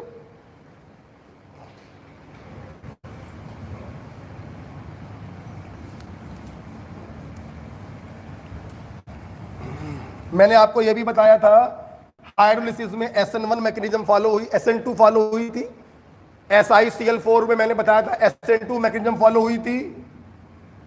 जब पानी ने इस पर अटैक किया था, SN2 मैकेनिज्म थी, और जो आपका रास्ते में बना था उसका हाइब्रिडाइजेशन हो गया था sp3d। जिसने लेक्चर पढ़ा होगा वो ये समझ पाएगा। तो जानते हो, एक बार सवाल बड़े ये आ गया, एक बार सवाल आपके एग्जाम में ये आ गया कि SiCl4 की जब हाइड्रोलिसिस होती है, लास्ट प्रोडक्ट बनेगा, सबको मालूम है, सिलिसिक एसिड, वो सबको बड़ा। उसको सवाल ये पूछा कि ये जो इंटरमीडिएट बना, इस इंटरमीडिएट में ऑक्सीजन ने अपने लोन पेयर किस ऑर्बिटल को डोनेट किए? आंसर इज sp3d ऑर्बिटल को।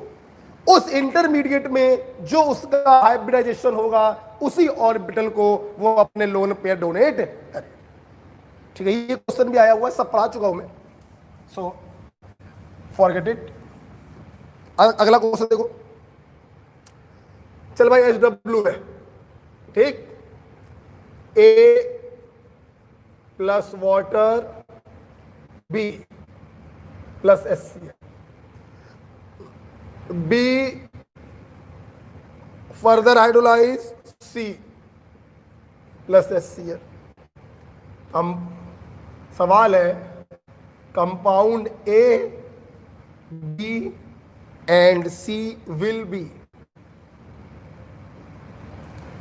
घर से करिए भाई। PCl5, POCl3, H3PO3। बढ़िया पढ़ने वाले इस सवाल को लिखते लिखते भी आंसर बता सकते हैं। HW तो धोखा है, सच्चाई तो ये है कि ये मुंह जवानी सवाल है।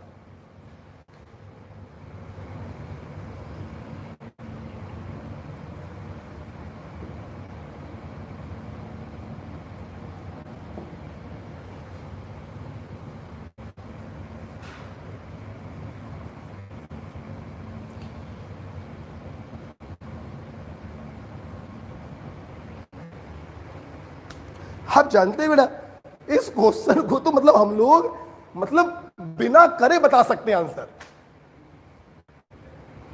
किसी बच्चे को हम कहते हैं कुछ भी ना आता हो, अगर उसे सिर्फ एक बात मालूम हो कि हाइड्रोलिसिस के दौरान ऑक्सीडेशन नंबर में फर्क नहीं पड़ता है, तो वो ये एक सवाल बिना पेन चलाए कर सकता है? बस बिल्कुल सही बता दिया। The answer is B. ले यार, हम हमेशा यार SW देते हैं और साला वहीं करा देते हैं, पुरानी आदत हो चुकी। आप जरा एक बार सामने देखिए, फिर लिख लीजिएगा। देखिए बेटा कैसे, देखिए +5 ले +3। साले हाइड्रोलिसिस में ऑक्सीडेशन नंबर कब से बदलने लगा भाई? गलत हो गया। इसमें आओ, ये तो मतलब महान क्वेश्चन ऑप्शन, एलिमेंट ही बदल गया। ले भैया, सल्फर से फास्फोरस, असंभव वाली बात हो गई। यहां पर देखो +3 +5 ले, ऑक्सीजन नंबर बदल गई। 3 ऑप्शन तो ऐसे गलत हो गए भैया, सिर्फ सेकंड वाला देखो सही है, +5 +5 +5। आप समझ भी गए होंगे, पहले 1 मोल पानी आया होगा, 2 Cl को हटाया होगा, BOCl3 बना होगा, फिर 3 मोल पानी आए होंगे, H3PO4। ठीक है, सो ओके भाई, थैंक यू। मेरे पॉइंट ऑफ व्यू से मेरे बच्चों की इनऑर्गेनिक केमिस्ट्री पूरी खत्म हो चुकी है। इनऑर्गेनिक केमिस्ट्री पूरी खत्म हो चुकी है। 6 ग्रुप के नोट्स बना के मुझे सेंड करिएगा।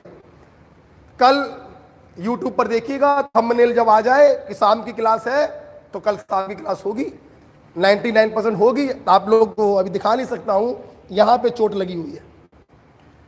बाइक से आ रहा था तो थोड़ा एक्सीडेंट, छोटा सा एक्सीडेंट हुआ, बड़ा नहीं हुआ। यहां पे चोट लगी हुई है। अब YouTube पे वो ना खोल के दिखाते हैं। तो कल 99.99% क्लास होगी, बफर सॉल्यूशन डिस्कस करेंगे। ओके, सो ओके भाई, थैंक यू।